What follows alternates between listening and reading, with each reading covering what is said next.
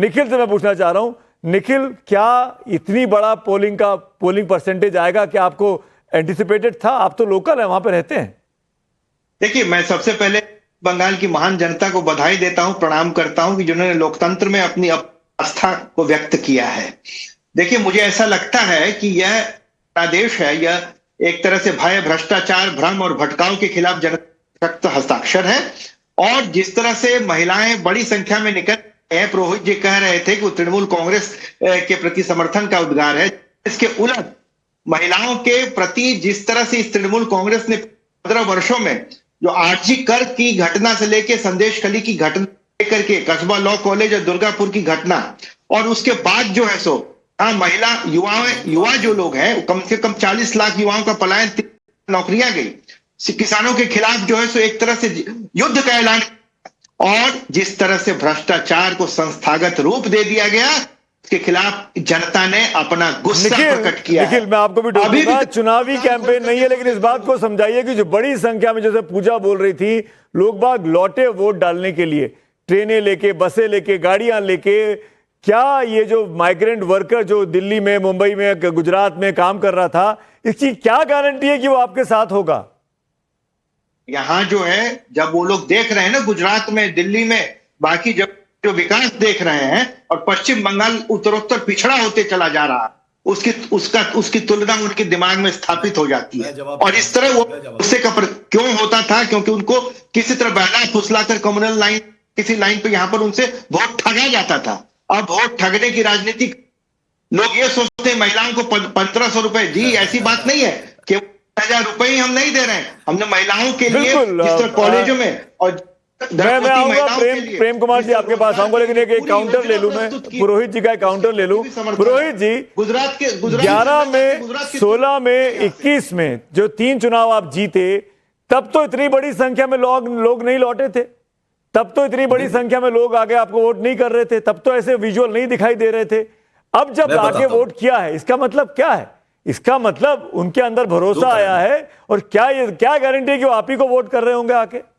नहीं, मैं उसकी वजह बता देता हूं कि जिस तरह से अन्य प्रदेशों में बंगालियों पर अत्याचार हुआ है, बांग्लादेशी बोला गया है उन्हें, 1.5 करोड़ रोहिंग्या की बात की गई है, पश्चिम बंगाल में जो चुने हुए लोग हैं जिनके पास मताधिकार है, उनके मताधिकार छीने, बड़े भाई का वोट है, छोटे का नहीं है, घर के 5 सदस्य के पास वोटर कार्ड है, 3 के पास नहीं है, तो वो जो 5 है ना, वो अगर भाजपा के मोदी जी के फैन फॉलोइंग भी होंगे ना, अपने घर के 3 लोगों के वोट को गुस्से के लिए वो वोट करेंगे। जिंदे लोगों को मार दिया गया है, जो जिंदे हैं उनको मार दिया गया। और रही बात है, मैं बताता हूं, जो आप परसेंटेज की बात कर रहे हैं, आप देखिए करीबन 24 लाख लोग मरे हुए थे, तो मरे हुए को अपने काउंट करते हैं, उनका परसेंटेज हटा दीजिए। जो ट्रेसेबल नहीं थे, 19 लाख लोग ने अपना वोट, डुप्लीकेट वोटर्स थे, वो डुप्लीकेट वोटर्स हुआ है, तो करीबन 60 लाख तो ऐसे ही कम हो गए। और 60 लाख जो लॉजिकल डिस्क्रिपेंसी के नाम से इन्होंने काटे, उसमें से 33 लाख ममता बनर्जी की लड़ाई की वजह से वो जुड़ पाए, नहीं तो ये 60 लाख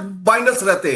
वो जो 33 लाख जुड़े हैं, उनके लिए धन्यवाद है ममता बनर्जी। ये आंकड़े जब सामने आएंगे, हमको तब देखना होगा एग्जैक्टली किस जगह पे कितना पोल हुआ, कितना पिछली बार से कम हुआ। मैं देखिए, अभी हमारे पास आंकड़े नहीं है, तो अभी हम हवा में कुछ भी बात कर सकते हैं, पुरोहित जी और निखिल जी। लेकिन मैं प्रेम कुमार जी के पास जाना चाहूंगा, राजनीतिक विश्लेषक हैं और लगातार बंगाल के चुनावों पर हमारी कवरेज में शामिल होते रहे। प्रेम कुमार जी, हम और आप लगातार बात करते रहे इस चुनाव के कैंपेन के दौरान, और पिछले 1.5-2 महीनों में कभी लगा ही नहीं था कि इतनी बड़ी 80% समझ में आ रहा था, 90% हो जाना। तो SIR में जो नाम कटे, क्या ये उसका इंपैक्ट है कि बेसलाइन कम हो गया, इसलिए हमको 90% दिखाई दे रहा है? अगर ये पुराना आंकड़ा होता तो ये 80% के आसपास ही होता। आपका क्या आंकड़न है? जी सुमित जी, तमिलनाडु और बंगाल दोनों को एक साथ देखिए, वोट प्रतिशत दोनों जगह बढ़े हैं, और ये दोनों जगह एक अच्छी बात है कि वोट बढ़े हैं।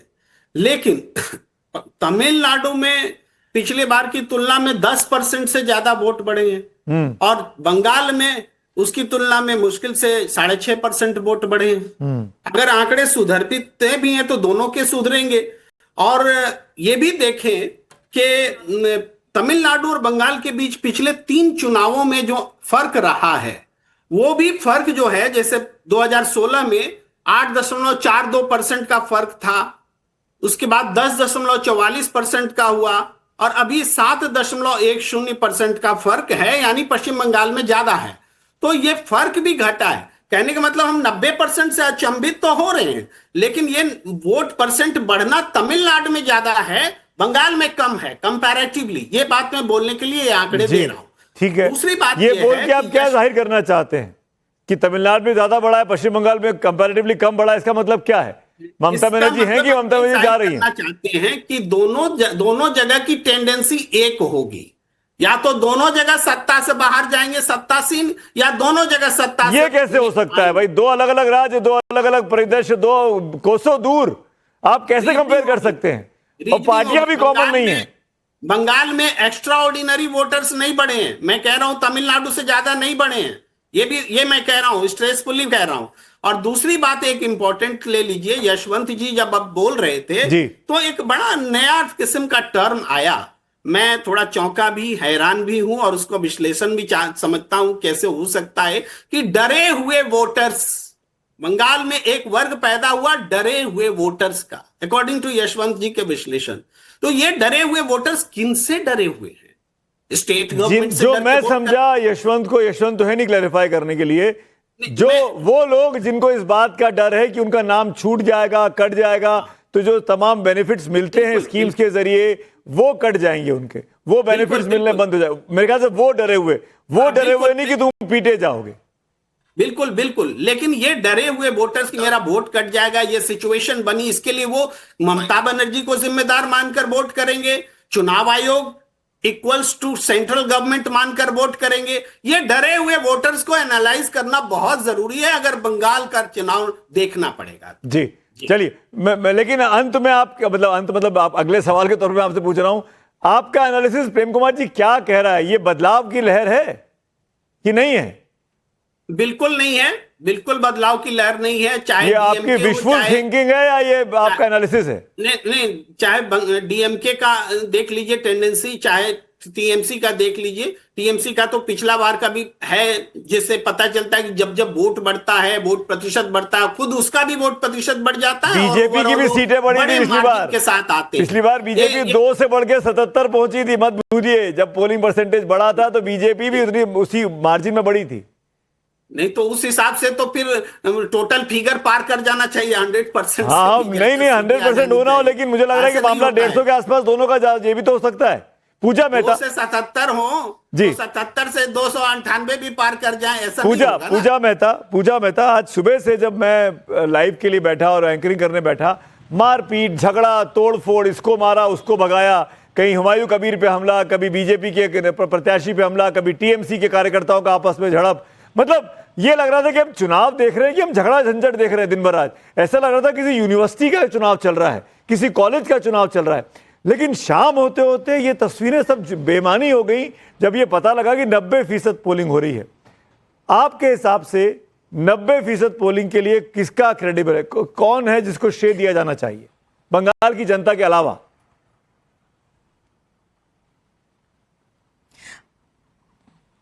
बिल्कुल, सबसे पहले तो मैं आपको बताऊं सुमित जी, जब 1 बजे का आंकड़ा आया तभी समझ आ गया था कि इस बार जो है बम्पर वोटिंग होने वाली पूजा, है। मैं रोक रहा हूं, इसको मैं अंडरलाइन करना चाह रहा हूं। आप कंप्लीट करिएगा पूजा इस बात को। पूजा एक सेकंड कंप्लीट करिएगा। शाम 7 बजे तक के आंकड़े अभी आ गए हमारे पास।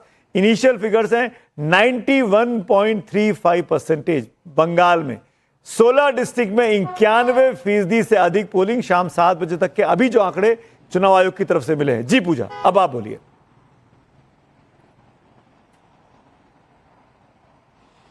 बिल्कुल सुमित जी, जैसा कि मैं बता रही थी कि अन्य राज्यों के मुकाबले पश्चिम बंगाल में हमेशा बम्पर वोटिंग हुई है, लेकिन इस कदर नहीं कि आंकड़ा जो है 91 क्रॉस कर जाए या फिर 90 मार्क टच कर जाए। लेकिन आज चीजों जो है थोड़ी अलग है पिछले चुनाव से। वो तभी समझ आनी शुरू हो गई थी जब 1 बजे का आंकड़ा आया कि उसमें 60% पोलिंग हो चुकी है। यूजुअली बंगाल में एक ट्रेंड होता है कि पोलिंग जो है ग्रेजुअली बढ़ती है। हर 2 घंटे का आंकड़ा जब दिया जाता है चुनाव आयोग की तरफ से, तो लगभग जो है 3 बजे के आसपास जो आंकड़ा आता है उस उसमें 50 या 60% पोलिंग रजिस्टर होती है। लेकिन इसमें दो जो है तर्क है। सबसे पहले ये कि इतनी गर्मी है तो लोग जो है सुबह ही मतदान करने जो है पोलिंग स्टेशन पहुंच गए थे। 7 बजे के पहले ही लंबी कतारें लग गई थी, तो हर कोई चाह रहा था कि फर्स्ट हाफ में अपना मतदान कर ले। दूसरी बात ये, चूंकि इस बार जो है चुनाव आयोग ने जिस तरीके से अरेंजमेंट्स किए हैं, आर्मर्ड व्हीकल सीएपीएफ के जो है सड़कों पर उतार दिए गए, जो अक्सर जो है जहां पर इंसर्जेंसी होते हैं, हमने जम्मू एंड कश्मीर में देखा है कि सीआरपीएफ अपने आर्मर्ड व्हीकल्स का इस्तेमाल करते हैं, साथ ही medium bullet proof vehicles, light bullet proof vehicles, और लगातार पिछले तो 1.5 महीने से पूजा अब ये बताइए कि इतने बड़ी बख्तरबंद गाड़ियां जब घूम रही थी बंगाल की सड़कों पे, तो ये वोटर के मन में खौफ पैदा कर रही थी या हौसला पैदा कर रही थी कि भाई हम सुरक्षित है, अब हमको खुलकर वोट करना चाहिए?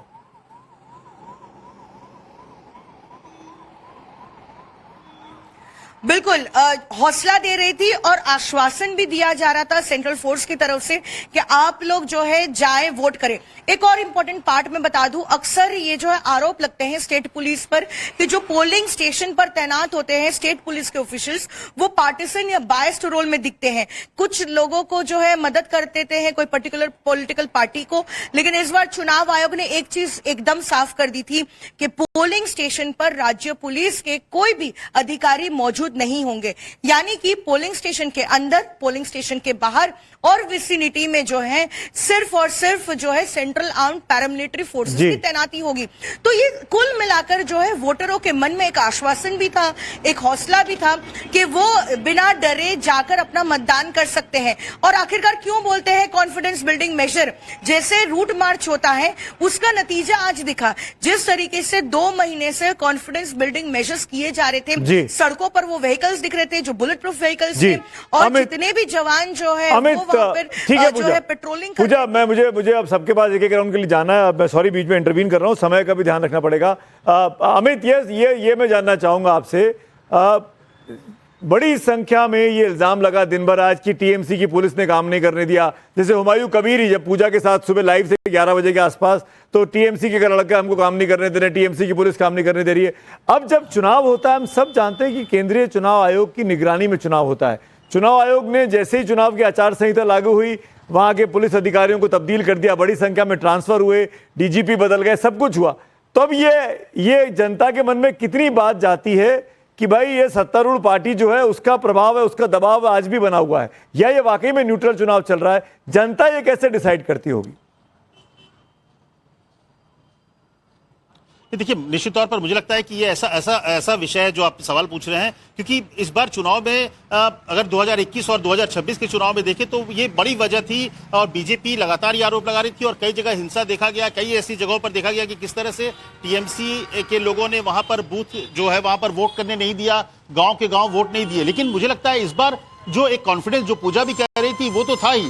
मुझे एक और चीज जो लग रहा है जो बम्पर वोटर के पीछे, कि दोनों पॉलिटिकल पार्टीज को पता था कि एसआईआर अपनी जगह है, सब कुछ अपनी जगह है, लेकिन ममता बनर्जी ने ग्राउंड पर एसआईआर के दौरान अपने कार्यकर्ताओं को लगाकर सबके फॉर्म भरवाए थे। तो मुझे लगता है कि ये पिछले 2-3 दिनों में, क्योंकि एक फ्री एंड फेयर इलेक्शन की जो बात हो रही थी कि किसी को गुंडागर्दी का मौका नहीं मिलेगा, अपने अपने वोटर्स को निकालने की जिम्मेदारी भी मुझे लगता है बखूबी दोनों पार्टियों ने किया है।